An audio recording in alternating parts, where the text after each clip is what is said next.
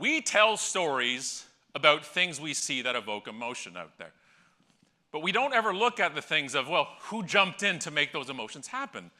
Every single one of the viral things you see out there, everything that trends and moves around, was based on a decision by somebody to do something. Okay? Every single thing that Alice and I have put in all of our books has usually been somebody saying, I can make a difference in this situation, and doing something. As an example, sorry, just pull up the slide back there. I was about to start on it, and I just kept rambling. I apologize. Is this. This is Devin. Devin sends a tweet to the Eastern Kentucky University president because there was going to be potentially a snow day in Kentucky. I don't know if you've been to Kentucky. They don't get the snow. The snow doesn't happen usually there. Their salt truck is just a dude with a shaker from Waffle House. That's it. That's the salt truck. He's just doing this around the parking lot. That's it. So Devin decides to take all of his academic history and learnings of his life to compose a message to the president of his esteemed university, to not only communicate him, but show off his language prowess. And he says, yo, EKU Pres, which is President Benson, come shovel my driveway / road, which I think is the over ask here, yes? The road request here? Okay, like I get it. Like, okay, maybe here. Like if you live like in the GTA, maybe different. Alberta, how long is your driveway and road sometimes? Is this an over ask at all to somebody? Is it 7 kilometers long potentially? So he does this and he says, and I'll come to class tomorrow, deal? And then triples up the question mark. Look, I'm a fan of emotion. I'm a fan of exclamation in words. After them, multiple times sometimes. But the triple questy here, that is something you need to save for like, do you have the insulin or not? Like that type of thing. Maybe not here after also the triple dot. So the president of the university now has a decision to make, yes? He has a decision to make as a president of a university, just like a president of a company. What's the first thing a president of a university typically would do in this? Nothing. He's never heard of Twitter. They call it Tweezer and Bookface, right? The second option is whoever's running the account for them says something. Usually we'll quote the school inclement weather policy and go there. Third, you might be lucky and have somebody who understands the joke and just plays with the joke, or you can call him on his bluff and say, deal, what's your address? It's on like Donkey Kong now, yeah? I'm like, oh, now I gotta see. I gotta see if he did it. He just called his bluff. He's not actually gonna show up, but he did. He shoveled the driveway of Devin. Expect to see you in class tomorrow. And look, only one character afterwards. Subtle but biting. Now here is the cherry on top, if I may. This is not my favorite part. It is the following slide. Because it is the greatest burn that you could possibly ever have on a college-aged dude. And what is that? You take a photo with his mom.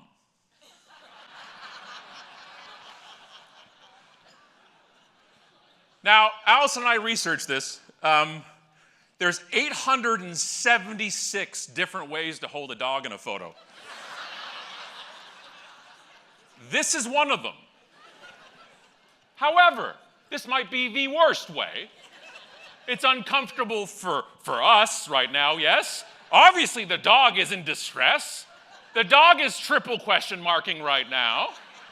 Maybe put the dog in its more natural setting, like the ground. You did a vertical shot. It's full body. You have coverage. Dog down, Ma. Dog down. Next day, no class this week, but I held up my end of the deal anyways. It's him and Devin on campus. And by the way, nobody else whatsoever is there. I wish I was a fly on the wall for this part.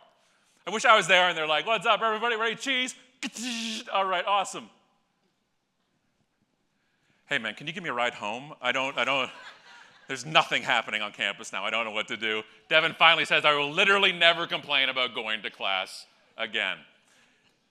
Now, this story went viral. It outreached anything the university had ever done in advertising and marketing. Why? Because people spread emotion. I ran the most successful viral video company on this planet in the mid-2000s.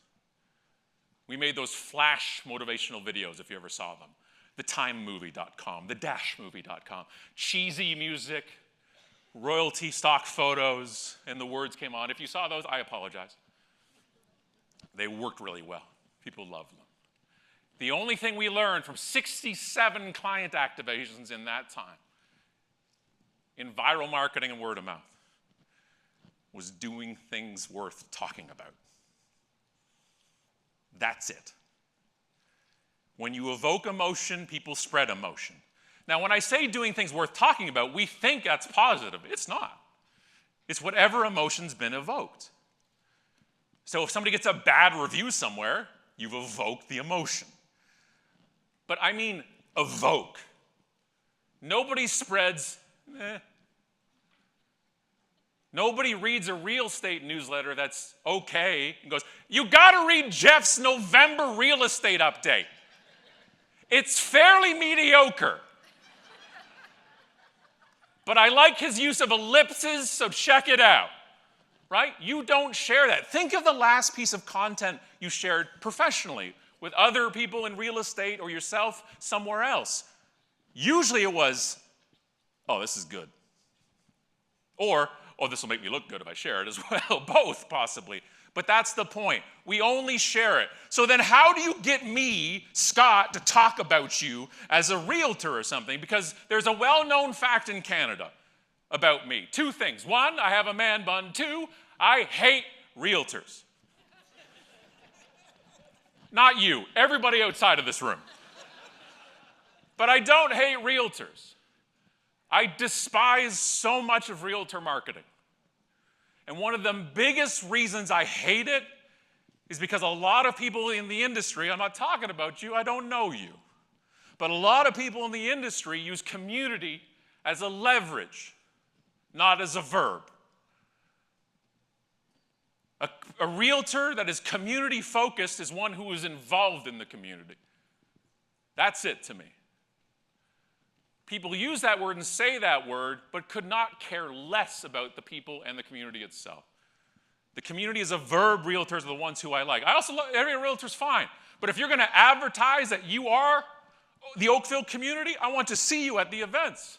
I want to see you at the Humane Society fundraiser event. I want to see you at the Halton Women's Place event. If I only see your face on a bench for a bus shelter, which keeps the industry alive, fine. I've never bought a house because I sat on somebody's face. I should not have said that. That counts as one. That counts as one of the swear words then if I said that. But you know what I mean? We don't share that. I don't spread that. That's one of my problems with advertising. I don't have a problem with people doing it. I think every single, quote me on this, every single sales and marketing technique works. And they all don't. It's all context.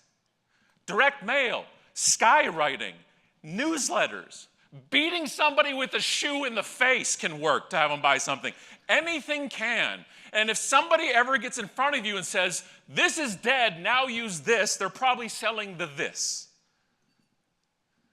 If you're thinking, this world isn't for me right now, this is going so crazy, you're not wrong. And you don't have to jump into all the other stuff if you don't want to. I need to say this right now, and I wasn't going to say this on purpose, but you need to know this. You, in this moment right now, are enough. You're enough to be the realtor you want to be now. But we get so bombarded with stuff all the time. Well, you got to do this and this and this and the 76 other things. You're one fucking person. That's one. That's the one. I heard Richard use one. There's a couple. That's the one. But that's my point.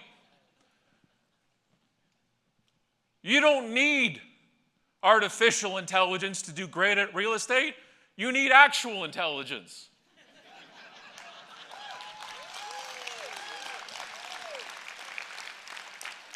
right? That's the point. I'd rather talk about actual intelligence, authentic intelligence. That's what I want to talk about. I don't want to find more ways I can be less me. When you are your authentic self, you have no competition. And in an industry that is a low barrier to entry to get first in the door, like yours, and by the way, like mine, you separate yourself by your authenticity. If you decide, well, I'll just use AI to write and do everything, congratulations, you're the same as anyone else. And if you think you have AI write an article for you using your voice, so can I. I need you to hear that sentence again. If you think AI can write your content in your voice using your previous materials, which is a lot of people are doing right now, I can do that too. I am not saying the sentence you think I'm saying. I'm saying I can write content in your name. It's irrelevant. Be you. And if you are you, you can actually get through to somebody like me eventually. Because the UnRealtor did. He did the impossible. I was giving a talk at the Oakville Milton Real Estate Board. Talk about a group of people. Woo! Yeah, you can all take that whatever way you feel like. That's fine. I've been exposed to everybody and realtors in Oakville my whole life. I can name you off 27 of them right now if you want, and you know probably 6 of them I'm thinking of. Because they're just plastered everywhere. So, this person, I'm doing this talk. He's at the back of the room watching me talk, and he's looking for the one thing you really want in real estate, according to me, which is the exponential referral. It's the person you find in your community that is well connected in the community as well. That you know if you do a great job with them, that'll exponentially bring in referrals. Especially, and I was hearing it up on the panels here before too, that local is so important like that. Really important. And so he's at the back of the room and he's like, he's gonna be he didn't say it out loud, that'd be weird, but he's like, that guy is gonna. And I flew off to India. I had to fly right after that talk and do a talk in Delhi. I came back after that, and then I was in the Yukon. I was like all over the place. It was like the book was coming out. It was crazy. I get home a few weeks after the talk. And what I don't realize is while I've gone off to India and all over the place, Petra starts doing his research. Because how do you, once you identify who that person is, now what? Because at the talk, I was not kind, even remotely, to realtors in that talk. Because I was furious at what was happening in social at the time. They're just spamming open house listings all over the place. I'm like, you're ruining there's so much potential you could have here, and you're just killing it. And he went, and you want to write this down, he used a research tool. It's on the dark web. It's a research tool. It's called LinkedIn.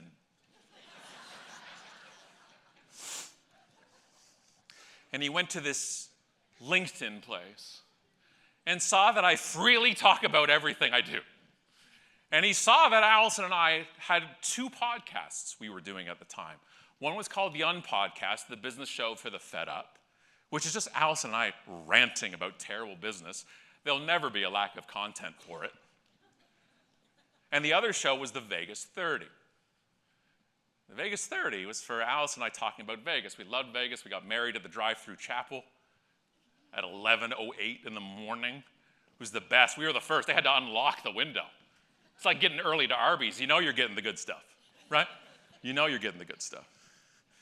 So he looked it all up and he saw the Vegas thing. And on the Vegas podcast, one of the things we talked about was a place called Ronald's Donuts in Las Vegas. We were talking about this place because I had heard about this place. I talked about it on Reddit, and there's like, you've got to go to this place. And I'm like, what? It's a donut place.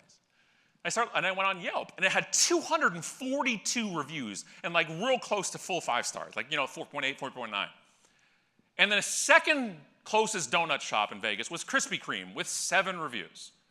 And it was pretty much like, you know what's here. Why are you reading the review? Like, there was no question whether or not what was happening. And this place had a religious following. I read one comment, it said, this is my favorite place in Vegas. I'm like, have you actually been? there is so much more there than a donut shop. There's a whole strip dedicated to the place and everything. The second one was, I rent a car solely to drive to this. I'm like, what an idiot.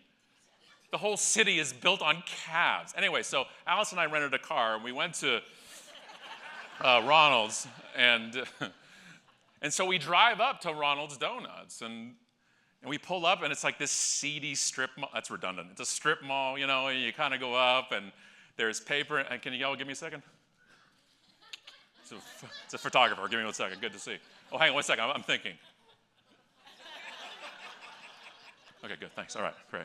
Oh, wait, no, I got one more. Ready? Realtor approaching you at a networking event. Ready? Yeah, just leading with the card every time. I'm like, I didn't ask. I did not ask. Thank you. Okay, good. Okay, so we walk up to Ronald's Donuts. It's not going well. It's in this strip mall. The windows have paper on them. And there's a hand-drawn sign on the door. All it says is cash only. Obviously, what you think is, obviously, this is where you go and buy cocaine. So I open the door, obviously, and just whoop. And you walk in, and you're just like, okay, that's a bad timing with the cocaine joke. It's a smell of donuts, and it was, oh my God. You walk in, you're like, oh, what is it? This is real donuts and stuff. Like, you smelled the baking and the things and all this stuff. And I walked in, and then I realized, I stopped, and I'm like, oh my God, we didn't order ahead. We needed 6 dozen donuts. We were doing a breakout talk at a convention thing on the Strip. By the way, if you're doing a breakout and you got to draw people to your thing, bring donuts. They'll come every time. So we got it, and I needed 6 dozen. Go to a Tim Hortons. After this, go to one right now and ask for 6 dozen donuts and don't call ahead. Right? What are they at? Take care. Goodbye now. Not a chance. I walked in, I'm like, how long for 6? I got dozen out. They're like, here you go. They're good to go. What do you want? Vegan? Nut free? I'm just like, what is this, a challenge? Okay, fine. So we drive back to the Strip. I've already eaten all of them. So, fast forward, I return from Delhi, and we all get back, finally home. And the doorbell rings. And Allison answers it. And sitting on the front porch is a dozen Ronald's Donuts from Las Vegas on our doorstep in Oakville. Allison says, babe, there's donut. It gets to dough, and I am high-stepping down the stairs, ripping down the corner, and like slide into the donuts and just start shoving them into my face hole. And she's like, do you not want to know who they're from? I'm like, I don't care, but maybe them for a sleepover? You can bring more? And then we look inside, in the box, inside the box is a backwards taped business card, so the blank side on the back. And it's just handwriting. And I pop it off, and it's from Petrus, the gentleman who saw me speak at the Oakville Milton Real Estate Board. And all he wrote on it was, hey, Scott, because he had already sent an email a few weeks before just saying thanking me for it. And I'm like, great, an email from a realtor. I can't wait to read his PS. I wonder if it's going to say, I'm never too busy for your referrals. Because I was wondering that. I was really curious in that moment in my life. Would this realtor who is spamming me be too busy for my referrals? I was about to send you 9 clients. And then I went, whoa. Maybe this is one of those realtors who is too busy for my referrals. I could do a 40-minute talk just on that bit alone. Just that bit alone. So I read it.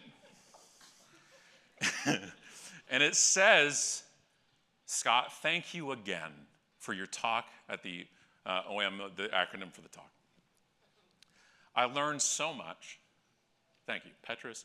And P.S., on the card, still, I heard you like these donuts. I swear, that son of a bitch, I went and I'm hunting him down.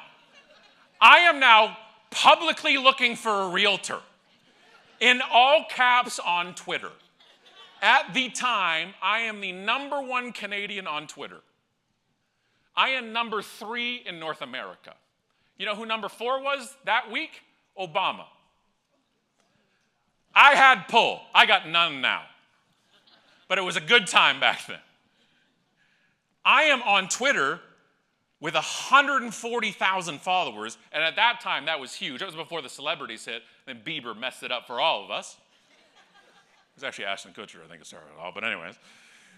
Right, and I am screaming from the rooftops, talking about this realtor I need to find because I love him so. Everybody thought I was hacked.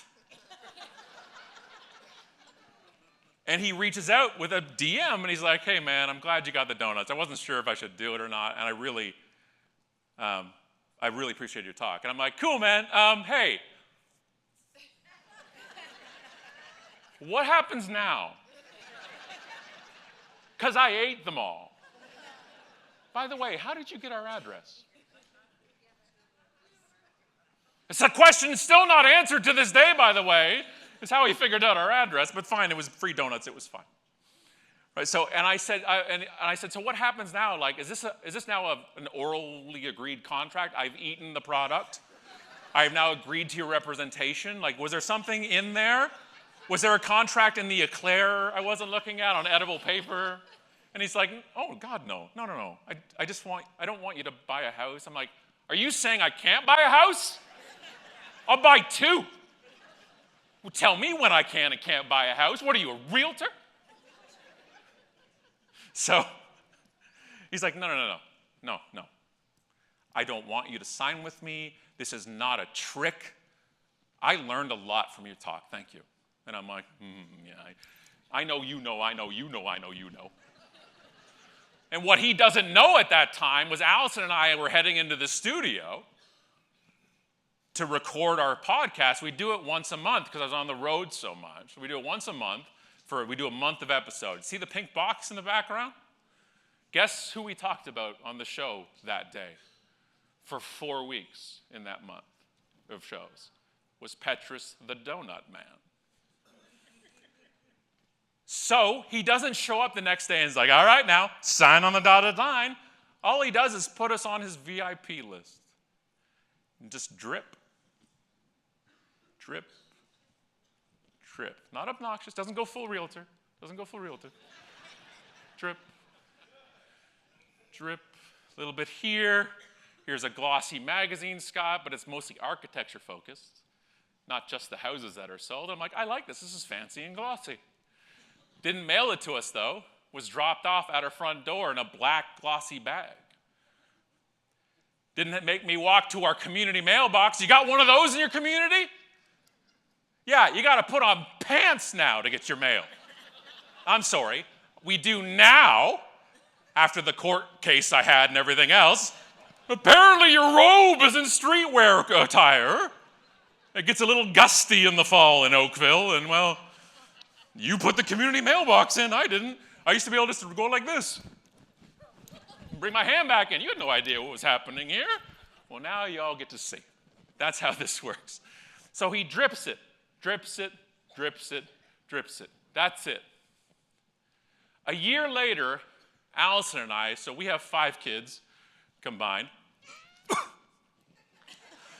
Youngest 3 are hers. The oldest 2 are mine. We had a merger a decade or so ago. Let's be honest, it was more of a hostile takeover. We had to let a few kids go. We had some redundancies. So then we reach out and realize we need to find a bigger place. So what do we say? Who do we know? There's only one person I know. There's only one person in the batter's box right now. And that's Petrus Vlad Guerrero. That's who it is. And so I'm going to email him. And Allison emails him. I swear to God, she presses send just to have a conversation. The doorbell rings. I open up. He's like, hey. It took you guys a year. I was at Richard Robbins' event. They said about 8 months. But he's like, I was in the neighborhood. And I was in Oshawa, actually, and I drove there. But I'm good. So you want to talk houses? And of course we tell them, we're like, of course, we're those people, right? We're like, yeah, we just want to start looking. It's probably in the next year. he's like, no problem. And I said, man, just don't be realtor on me, okay? He's like, no problem. The next day, he's like, I found you a house. And I'm like, that's going full realtor. I said a year. Fine, we'll go look at it, just out of spite to you. So we put an offer on it. Yikes. I was talking to a friend. He's like, yeah, we saw probably 30, 40 properties. And I'm like, what? You don't put just offers on the houses you see? Is that it? Oh, I got to learn how this real estate thing worked. I didn't realize I was to go to 40 houses first. I'm so sorry. So he comes, he shows up, but here's the thing. Now he has to deliver. You can't be good at donuts and suck at real estate, right? You can't be good at the gifting and suck at the communication. The main thing is always the main thing still. But if the main thing is great, they can't find out about that until you do those other things around it. And he has to deal with me. For a living, people stare at me and smile and clap. Do you know what that does to your head? And so we don't get the house we put the offer on. We're like, phew, you know what? That was a little impulsive.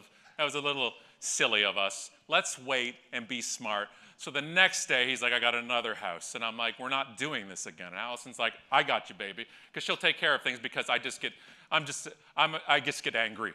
And so she goes, gets it, and she goes, 2 minutes. She's like, you need to come see this. And then so we put an offer on it, and then we bought the house. And that's us with the, hang on a second, 1, 2, 3, 4, love, I think, yeah. No, we're missing one there. I think one was at college at that time.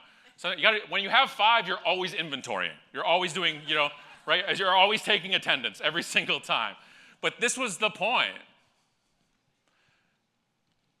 The entire thing was realizing that not only was he great at the marketing, he was even better at the relationship and the real estate. Do great marketing, be even better with people. Because if you're great with people, a lot of times those relationships are the marketing. The trust is the marketing. You know where you lose that trust? If somebody sees you're using AI, right? Because if I see you're using AI in marketing, I think you're using it in real estate. And if I think you're using it in real estate, I think you're probably using my own personal financial information and submitting that to AI. I don't like that. I may not understand that, but I don't trust that. And that's your company. Authentic. Actual intelligence, right? So we have all this, and we realize, hey, and I'll show a picture of it. This is Petrus. This is the taping of our 200th episode. Every 100 episodes, we do a live studio audience because we just want to say, live studio audience. And there's Petrus there, and then Allison, and then Petrus' wife is Lorraine's beside. I don't know why we flipped that. And then there's Lorraine there. So that's the 4 of us. We went out for dinner in Oakville, which you need to take a mortgage for. And a friend of mine, so we don't go out for dinner mostly in Oakville at home. We just like to be home. I rarely go out for dinner. So we did go out with them, and a friend of mine saw the photo, and he's like, dude, you don't even go to dinner with me. I thought you hated realtors. And I'm like, we didn't go out for dinner with realtors. We went out for dinner with friends. And that's it right there. Because I still wouldn't go out to dinner with a realtor. That was it. And you're like, okay, but now, okay? But now some of you are getting those yeah buts, right? You're getting the yeah buts. Yeah, but this, yeah, but that. I'm going to show you the hurdles he jumped over to become our UnRealtor. Just in his career. He was new to the continent. He had moved from South Africa to Oakville so his boys could play rugby. Right? Crazy, right? I went to the high school that's known for rugby around the world. Oh, I didn't play. I'm not sure if you could tell. I wasn't exactly these 3-inch biceps do not intimidate on the rugby field. So he was new to the continent. He was also a new real estate agent. I am not making this up. The morning of the talk, I spoke in the afternoon. That morning, he took his final exam. Now, he was a real estate lawyer in South Africa, and he wanted to be a realtor instead. Like, you can't be any more new and connectionless than him. His brokerage did not have a huge brand presence 15 years ago in Oakville. He's with Sotheby's. 15 years ago, I thought Sotheby's was an auction house in England that auctioned off Fabergé eggs. And if I wanted to live in a Fabergé egg, I would find a Sotheby's rep. But I did not know they were in real estate. There are 1,400, I'm going to say this again, 1,400 registered realtors in Oakville, this town of 140,000 people. That's what we call saturation. And I was exposed to their marketing and bus shelter advertising and postcards and flyers and newspaper ads and calendars and magnets and pens and koozies and stress balls and spindles and flippers and and all these things. I should start getting something. I'll throw something like rifles and this and like somebody just throw it in there. And he got the business. His move jumped all the brand equity in town. Jumped all of Century 21's, where my father worked. Jumped all of Royal LePage's, who is one of the most phenomenal real estate companies I've ever dealt with when it comes to Canada and being community-based. Jumped RE/MAX. I apologize if you're not with them. Your charity and your nonprofit is one of my favorite things in this country. Jumped all of those equities because of that direct connection. It's really hard to do this type of stuff at scale, but it's incredible to do individually. And isn't that the point? If you believe relationships build your business, make building them your business. I love you all. Thank you so much for having me back again. I appreciate you.